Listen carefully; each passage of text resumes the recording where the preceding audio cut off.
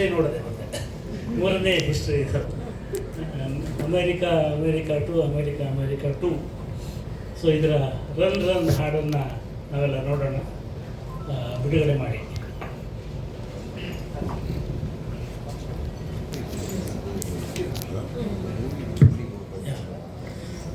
ಎಲ್ರಿಗೂ ನಮಸ್ಕಾರ. ಹಾಡು ನೋಡಿದ್ರಿ, ಭೂಮಿ ಪರಿಧಿಯ ಆಚೆ ಗುರಿಯೇ ಇರೋದ ಯಾತ್ರೆ. ನಾನು ಏನಂದು ಕಂಡಿದ್ದೆ ಅಂದರೆ ಮೇಷ್ಟ್ರ ಬಗ್ಗೆ ಒಂದು ನನಗೊಂದು ತಪ್ಪು ಕಲ್ಪನೆ ಇತ್ತು. ಮೇಷ್ಟ್ರಿಗೆ ವಯಸ್ಸಾಗಿದೆ, ಏನೋ ಒಂದು ಹಳೆ ಸಿನಿಮಾ ಮಾಡಿರ್ತಾರೆ ಅಂತ. ಆಮೇಲೆ ಇವರು ಔಟ್ ಆಫ್ ಫ್ಯಾಷನ್ ಆಗಿಬಿಟ್ಟಿದ್ದಾರೆ ಅಂದ್ಕೊಂಡಿದ್ದು. ಭಾಳ ದಿವಸ ಇರಲಿಲ್ಲ ಕನ್ನಡದಲ್ಲಿ. ಆಮೇಲೆ ನೋಡಿದರೆ ಈಗ ಫಸ್ಟ್ ಸಿನಿಮಾ ಮಾಡೋ ಅಷ್ಟು ಉತ್ಸಾಹದಿಂದ ಕಾಂಬಿನೇಷನಲ್ಲಿ ಈ ರನ್ ಹಾಡು ಮಾಡಿದ್ದಾರೆ. ನಿಜವಾಗ್ಲೂ ಆ ಕಾರ್ಕಾರ ಹಾಡಿನ ನಂತರ ಈ ರನ್ ಹಾಡಿದೆಯಲ್ಲ, ಇವತ್ತಿನ ಏನು ಬಹಳ ಬಳಕೆ ಆಗುವಂಥ ಪದ ಇದೆ, ಜೆನ್ಜಿ ಅಂತ. ಸೊ ಅವರ ಒಂದು ಜೀವನದ ಎಲ್ಲ ಮೀನಿಂಗನ್ನು ಹೇಳೋ ಥರ ಈ ಹಾಡಿದೆ. ಮೇಷ್ಟ್ರು ನನಗೆ ಭಾಳ ಅಂದರೆ, ಇವತ್ತು ಅವರಿಗೆ ಬೈಯುವಂಥ ಒಬ್ಬ ಸ್ಟೂಡೆಂಟ್ ಇದ್ದಾರೆ, ನಾನು ಮಾತ್ರ. ಫೋನ್ ಮಾಡಿ ಬೈಗಳು ಶುರು ಮಾಡ್ತಾರೆ, ಸಿಗ್ತಾ ಇಲ್ಲ ಅಂತ ಬೈತಾರೆ, ಸಿನಿಮಾ ನೋಡಿಲ್ಲ ಅಂತ ಬೈತಾರೆ, ಸೊ ಹೇಳಿ ಸಮಯಕ್ಕೆ ಬಂದಿಲ್ಲ ಅಂತ ಬೈತಾರೆ. ಸುಮಾರು ಒಂದು 20 ಪುಸ್ತಕಗಳನ್ನು ಮೇಷ್ಟ್ರು ಬಿಡುಗಡೆ ಮಾಡಿದ್ದಾರೆ. ಹೀಗಾಗಿ ನನ್ನ ಮೇಷ್ಟ್ರ ಬಗ್ಗೆ ಒಂದು ದೊಡ್ಡ ಪ್ರೀತಿ ಏನಂದರೆ, ಅವರಿಗೆ ಎಲ್ಲರೂ ವಿದ್ಯಾರ್ಥಿಗಳ ಥರ ಕಾಣ್ತಾರೆ. ಆಮೇಲೆ ವಿದ್ಯಾರ್ಥಿಗಳು ಪಾಸ್ ಆಗಬೇಕು ಅಂತೇಳಿ ಅವರು ಅಲ್ಲೇ ಇರ್ತಾರೆ, ಅಂದರೆ ವಿದ್ಯಾರ್ಥಿಗಳನ್ನ ಪಾಸ್ ಮಾಡ್ತಾ ಇರ್ತಾರೆ. ಅವರ ಈಗಲೂ ಕೂಡ ಅವರ ಸ್ಕೂಲಿಂದ ಬರ್ತಾರಂಥ ಸ್ಟೂಡೆಂಟ್ಗಳು ಅಲ್ಲಲ್ಲಿ ಸಿಗ್ತಾ ಇರ್ತಾರೆ, ನಾವು ನಾಗತಿಹಳ್ಳಿ ಮೇಷ್ಟ್ರ ಸ್ಕೂಲಿಂದ ಬಂದಿದ್ದು ಅಂತ. ಈ ಕಾದಂಬರಿ ಇದೆಯಲ್ಲ, ಈ ಸಿನಿಮಾವನ್ನು ಆಧರಿಸಿದ ಕಾದಂಬರಿ ಸಹನಾದು, ಅದನ್ನು ನಾನು ಬಿಡುಗಡೆ ಮಾಡಿದ್ದೆ. ಆನಂತರ ಬಿಡುಗಡೆ ಮಾಡಿದ ನಂತರ ಮೇಷ್ಟ್ರಿಗೆ ಹೇಳಿದ್ದು ಒಂದು ಒಳ್ಳೆ ಕಾದಂಬರಿ ಇದೆ ಅಂತ. ಬಟ್ ಅವರು ಅದಕ್ಕಿಂತ ಮುಂಚೆನೇ ಅದನ್ನು ಆರಿಸ್ಕೊಂಡಿದ್ದರು. ಇದರ ಚಿತ್ರಕಥೆಯ ದಿನಗಳಲ್ಲಿ ನನ್ನ ಜೊತೆ ಚರ್ಚೆ ಮಾಡಿದರು. ಆಮೇಲೆ ನಾನು ಮತ್ತು ಮೇಷ್ಟ್ರು ಒಂದು 2-3 ಸಿನಿಮಾಕ್ಕೆ ಕೆಲಸ ಮಾಡಿದ್ವಿ. ಉದಾಹರಣೆಗೆ ಒಲವೇ ಜೀವನ ಲೆಕ್ಕಾಚಾರ ಅಂತ ಹೇಳಿದ್ರು, ಸ್ವಲ್ಪ ಓಡದೇ ಇರೋ ಸಿನಿಮಾ ಇದೆಯಲ್ಲ, ಆ ಟೈಟ್ಲ್ ನಾನೇ ಕೊಟ್ಟಿದ್ದು. ಸೊ ಅದಾದಮೇಲೆ ನನಗೆ ಅವ್ರು ಟೈಟ್ಲ್ ಕೊಡಿದ್ದು ಕೇಳಲಿಲ್ಲ. ಸೊ ಇನ್ನೊಂದು ಯಾವುದೋ ಸಿನಿಮಾಕ್ಕೆ ಒಂದಷ್ಟು ಸ್ಕ್ರಿಪ್ಟ್ ವರ್ಕ್ ಮಾಡಿದ್ದೆ. ನನ್ನ ವೇ ಆಫ್ ವರ್ಕಿಂಗ್ ನೋಡಿದ್ಮೇಲೆ ಅವರನ್ನು ನೀನು ಸಹವಾಸ ಬೇಡ ಅಂತ ಬಿಟ್ಬಿಟ್ರು. ಬಟ್ ಮೇಷ್ಟ್ರು ಅಲ್ಲಿಂದ ನೋಡಿ, ಈಗ ಅವರ ಅಮೇರಿಕಾದಿಂದ ನಡೆದು ಬಂದು ಹಾದಿ ನಡೆದವಲ್ಲ. ನಾನು 4 ಸಲ ಅಮೇರಿಕಕ್ಕೆ ಹೋಗಿದ್ದೀನಿ. ಫಸ್ಟ್ ಟೈಮ್ ತೋರಿಸಿದ್ದು ಅವರೇ ಅಮೇರಿಕನ. ಕಾಸಿಲ್ಲದೆ ಅಮೇರಿಕ ಅಂದರೆ ಕಡಿಮೆ ಖರ್ಚಲ್ಲಿ ಅಮೇರಿಕ ನೋಡಿದ್ದು ಮೇಷ್ಟ್ರು ಅಮೇರಿಕ. ಒಂದು ಎರಡನೇದು, ಒಬ್ಬರು ಮೇಷ್ಟ್ರಾಗಿ ಅವರು ಈ ಚಿತ್ರರಂಗಕ್ಕೆ ಬಂದು ಇವತ್ತು ಅವರು ಸಂಪಾದಿಸಿರೋ ಸ್ಥಾನ ಇದೆಯಲ್ಲ, ಇದು ಒಂದು ರೀತಿಯಲ್ಲಿ ಹೇಗಾದ ಗೊತ್ತಾ, ಚಿನ್ನಾರಿ ಗೊತ್ತಾ, ಆ ರೀತಿ ಇದೆ. ಯಾಕಂದರೆ ಅವರು ಮೇಷ್ಟ್ರಾಗಿ ಇದ್ದವರು ಒಳ್ಳೆಯ ಕಥೆಗಾರರಾಗಿದ್ದಾರೆ, ಕಾದಂಬರಿಗಾರರಾಗಿದ್ದಾರೆ, ಯೂನಿವರ್ಸಿಟಿಗಳಲ್ಲಿ ಪಾಠ ಮಾಡ್ತಾರೆ. ಬಟ್ ಈ ಚಿತ್ರರಂಗಕ್ಕೆ ಬಂದು ಆ ಕಾಲದಲ್ಲಿ ಇವರು ಚಿತ್ರರಂಗಕ್ಕೆ ಬರೋ ಹೊತ್ತಿಗೆ ಕನಿಷ್ಠ 7-8 ಸೂಪರ್ ಸ್ಟಾರ್ಗಳಿದ್ರು ಇಲ್ಲಿ. ಅವ್ರ ಮಧ್ಯೆ ಬಂದು ಹೊಸ ಹುಡುಗರನ್ನ ಹಾಕ್ಕೊಂಡು, ಹೊಸ ಸಂಗೀತ ನಿರ್ದೇಶಕರನ್ನ ಹಾಕ್ಕೊಂಡು, ಹೊಸ ಕಥೆಯನ್ನು ತಗೊಂಡು ಸಿನಿಮಾ ಮಾಡಿ ಗೆದ್ದು, ಎಲ್ಲದರ ನಡುವೆ ಅವರಿಗೆ ಥಿಯೇಟ್ರ್ ಸಿಗ್ತಾ ಇರಲಿಲ್ಲ. ಅವ್ರ ಸಿನಿಮಾ 100 ದಿನಕ್ಕೆ ಆಗೋ ಮುಂಚೆ, ಅದರ ಮುಂಚೆ ಅವ್ರ ಸಿನಿಮಾನ ಕಿತ್ತಾಕ್ತಾ ಇದ್ದರು. ಈ ಥರ ಹಲವು ಸಂಕಟಗಳನ್ನು ನೋಡಿದ್ದೀನಿ. ಆ ಸಂಕಟಗಳ ನಡುವೆ ಇವತ್ತು ಬಂದು ಅವ್ರು ಹೇಳ್ತಾ ಇರ್ತಾರೆ ವಯಸ್ಸಾಯಿತು ಅಂತ, ಬಟ್ ಅದು ಅವರ ಕೃತಿಯಲ್ಲಿ ಕಾಣಿಸಲ್ಲ. ಬಹಳ ಒಳ್ಳೆಯ ಒಂದು ಹಾಡನ್ನು ಕೊಟ್ಟಿದ್ದಾರೆ.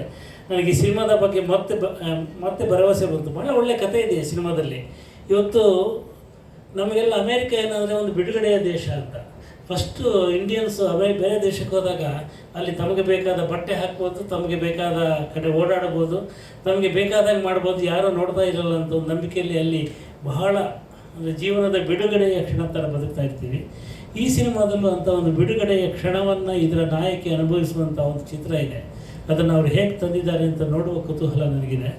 ಬಟ್ ಮೇಷ್ಟ್ರು ನಿಮಗೆ ಅವರ ಸಂಭಾಷಣೆಯನ್ನು ಗಮನಿಸ್ಕೊಂಡು ಬಂದರೆ ಗೊತ್ತಿರುತ್ತೆ. ಕನ್ನಡ ಚಿತ್ರರಂಗದಲ್ಲಿ ಚಿ ಉದಯಶಂಕರ್, ಹುಣಸೂರು ಕೃಷ್ಣಮೂರ್ತಿ ಪೌರಾಣಿಕ ಕಾದಂಬರಿಗಳಿಗೆ, ಚಿ ಉದಯಶಂಕರು ಮಯೂರದಂಥ ಸಿನಿಮಾಗಳು ಮತ್ತು ಅನೇಕ ಐತಿಹಾಸಿಕ ಕಾದಂಬರಿ ಮತ್ತು ಸಾಮಾಜಿಕ ಕಾದಂಬರಿಗಳಿಗೆ ಏನು ಸಂಭಾಷಣೆ ಬರೀತಿದ್ರಲ್ಲ, ಅದಾದ ನಂತರ ಪ್ರೇಮಲೋಕ ಇಂಥ ಚಿತ್ರಗಳಿಗೆ ಹಂಸಲೇಖ ಸಂಭಾಷಣೆ ಬರೆದಾಗ ಅದೊಂದು ಬೇರೆ ಥರದ ಇದು ಬಂತು. ಆ ನಂತರ ಒಂದು ರೀತಿಯ, ನಾನು ದಕ್ಷಿಣ ಕನ್ನಡದವನಾದ್ದರಿಂದ ಒಂದು ಗ್ರಾಂಥಿಕ ಕನ್ನಡವನ್ನು ಚಿತ್ರದ ಒಳಗೆ ತಂದುಬಿಟ್ಟು ಅದನ್ನು ಗೆಲ್ಲಿಸಿದ್ದು ಮೇಷ್ಟ್ರು. ಆಮೇಲೆ ಒಂದು ಹಾಡಿನಲ್ಲಿ ಒಂದು ಗ್ರಾಂಥಿಕತೆಯನ್ನು, ಅಂದರೆ ನಿಜವಾದ ಕನ್ನಡದ ಸೊಗಡನ್ನು ಹಾಡಲ್ಲಿ ತಂದು, ಅಮೇರಿಕಾ ಚಿತ್ರದಲ್ಲಿ ಇಂಗ್ಲೀಷ್ ಪದಗಳಿವೆ, ಆದರೆ ಅವರ ಹಲವು ಹಾಡುಗಳಲ್ಲಿ ಆ ಹಾಡು ಹಾಡನ್ನು ಮೀರಿ ಕವಿತೆ ಆಗಿದ್ದನ್ನು ನೋಡಿದ್ದೀವಿ.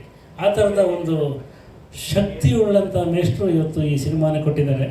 ಆಮೇಲೆ ಇಷ್ಟೊತ್ತು ಅವರ ಜರ್ನಿ ಬಗ್ಗೆ ಮಾತಾಡಿದ್ದು ಭಾಳ ಚೆನ್ನಾಗಿತ್ತು. ಒಂದು ಪಾಡ್ಕಾಸ್ಟ್ ನೋಡ್ದಂಗಿತ್ತು.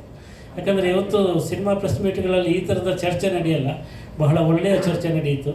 ಆಮೇಲೆ ಸ್ನೇಹಿತರು ಮತ್ತು ನೀವಿಬ್ಬರು ಭಾಳ ಚೆನ್ನಾಗಿ ಅದರಲ್ಲಿ ಕಾಣಿಸ್ತಾ ಇದ್ದೀರಿ, ನನಗೆ ಭಾಳ ಸಂತೋಷ ಆಯಿತು. ಆಮೇಲೆ ಮನೋಮೂರ್ತಿ, ನಿಮಗೆ ಹ್ಯಾಟ್ಸ್ ಆಫ್. ಯಾಕಂದರೆ ಈ ಬೀಟ್ಸ್ ಇದೆಯಲ್ಲ, ಇದು ನನ್ನನ್ನೇ ಒಂಥರ ಟ್ಯಾಪ್ ಮಾಡೋ ಥರ ಮಾಡುತ್ತೆ. ಬಹುಶಃ ನನ್ನ ಹಿಂದೆ ಕೂತ್ಕೊಂಡ ಸುಬ್ರಹ್ಮಣ್ಯ ಕೂಡ ಮೀಸೆ ಅಲ್ಲಾಡಿಸ್ತಾ ಇತ್ತು. ಸೊ ಹಾಗಾಗಿ ಎಲ್ಲ ವಯಸ್ಸಿನವರನ್ನು ಮುಟ್ಟುವಂಥ ಹಾಡು ಇದು ಆಗ್ಬೋದು.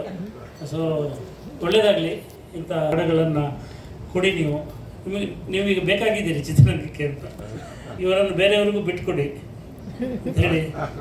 ಸರ್ ಬನ್ನಿ, ನೀವು ಬನ್ನಿ.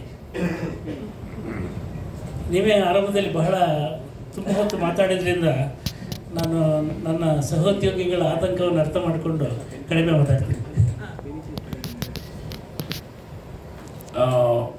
ಜೋಗಿಗೆ ಬಹುಶಃ ಗೊತ್ತಿದೆ, ಒಂದು ಕಾಲದಲ್ಲಿ ಮನೋಮೂರ್ತಿಯವರು ಮೇಷ್ಟ್ರ ಜೊತೆ ಮಾತ್ರ ಕೆಲಸ ಮಾಡ್ತಾರೆ, ಯಾರ ಜೊತೆ ಮಾಡಲ್ವಂತೆ ಅಂತ ಒಂದು ಕೆಟ್ಟ ಗಾಸಿಪ್ ಹಬ್ಬಿಟ್ಟಿತ್ತು.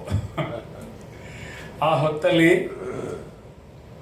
ಯೋಗರಾಜ್ ಭಟ್ರಿಗೆ ಮನೋಮೂರ್ತಿಯವರನ್ನ ಪರಿಚಯಿಸಿ ಕನೆಕ್ಟ್ ಮಾಡಿಕೊಟ್ಟು ಒಂದು ಮುಂಗಾರು ಮಳೆ ಆಗಲಿಕ್ಕೆ ನಾನು ಕಾರಣನಾದೆ ಅಂತ ಅತ್ಯಂತ ವಿನಯದಿಂದ ಹೇಳಲಿಕ್ಕೆ ಇಷ್ಟಪಡ್ತೇನೆ.